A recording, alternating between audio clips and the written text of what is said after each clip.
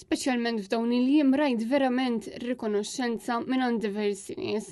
Ex Armanet News Father Hilary Taliaferro fil-jum li fih ċelebra eluq sninu. Patri li dejjem kien innovattiv u li qatt ma żamlura milli jagħmel affarijiet li kienu xi ftit jew wisq kontroversjali. Tant imħabba li jiena mdawwar biha u speċjalment daw il-ġranet kelli rajt verament l-affett u rikonoxxenza ta' ħafna nies li jiena fil-verità ma għamilt xejn speċjali għext il-ħajja tiegħi mill-aħjar li stajt.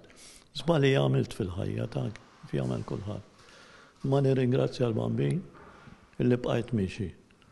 U sakemm niflaħ li nista' nagħti nibqa' nagħtiha.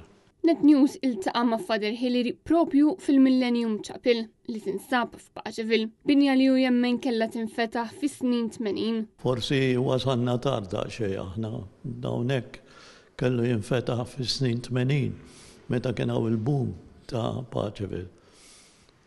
U ħafna anki fi żmien 25 sena ilu, ħafna bdew jiddubitaw jekk hawnx posta din il-kappella fil-qalba ta' Paċeville.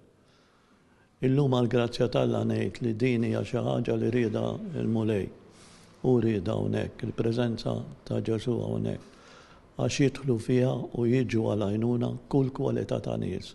Father Hilary li issa għala 90 sena spjega kif din il-Knisja tilqa' lil kulħadd, nies ta' twemmin differenti u ta' kulturi differenti. Qed ngħinu ħafna nies Maltin u barranin fil-faqar li kiber u nibqgħu ngħinu sakemm ikonna l-għajnuna.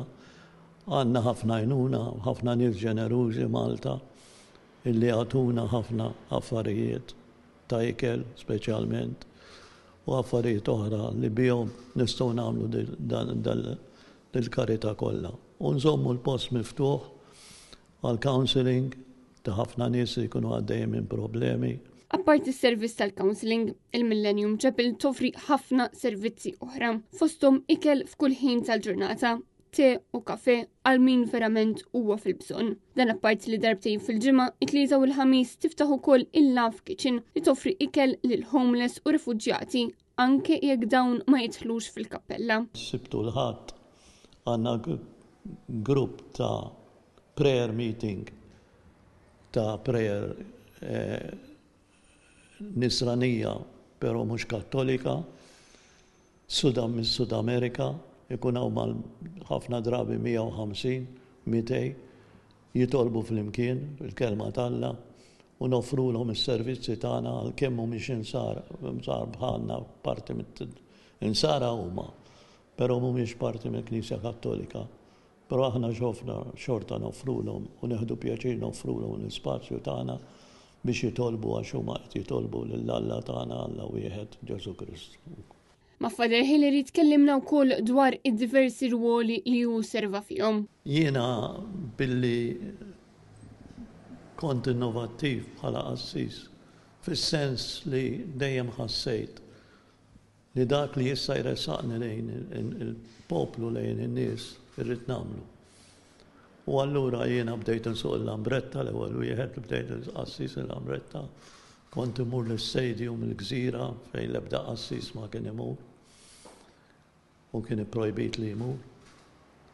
Bdejt nilab il-futbol ma' tfal, l-oratorju, u mbagħad iċ-ċentru sport edukattiv li ftaħtu bħala skola tal-isports għal diversi sports, mhux futbol biss, kien hemm atletika, basketball, gymnastics u affarijiet oħra. Kien hawn fejn Net News staqsan il-Father Hilary jekk jaqbilx li l-Knisja tibda taċċetta li l-patrijiet ikollhom l-għażla li jiżżewġu. Jiena nħoss li ċ-ċelibat hija xi ħaġa sabiħa għal min jażlu u meta sar saċerdot jażelu jekk irid ikompli t-triq taċ-ċelibat, speċjalment l-ordnijiet reliġjużi bħali jiena Patri Agustinjan, ma nippretendix il-patrijiet ikunu miżżewġin ukoll. Imma li tkun miftuħa saċerdoti li jistgħu jiżżewġu jien naqbel magħha u l-Knisja tagħmilha. Forsi mhux fi żmieni għax il-Knisja ddum ħafna biex tiddaħħal affarijiet ġodda, però ħossi hawn bżonn kbir għaliha. Indant qabel ma temm din l-intervista Father Hillary għadda wkoll messaġġ ta' tama lil dawk kollha li possibilment għaddejjin minn xi diffikultà. Tip dawn il-bniedem irid il-paċi fil-qalb tiegħu. U meta jħossu darhom għal ħajt ifittex lil Alla. U din hija xi ħaġa sabiħa illi dak li jkun jitlob l-għajnuna ħalli jerġa' jibda mill-bidu. Għax m'hemm qatt xi ħadd li jista' jgħid jiena mitluf għal kollox, jiena m'għandix baqalix sens fil-ħajja, il-ħajja hija sabiħa ta' min jgħixha. Marija Burġ, Għal Net News.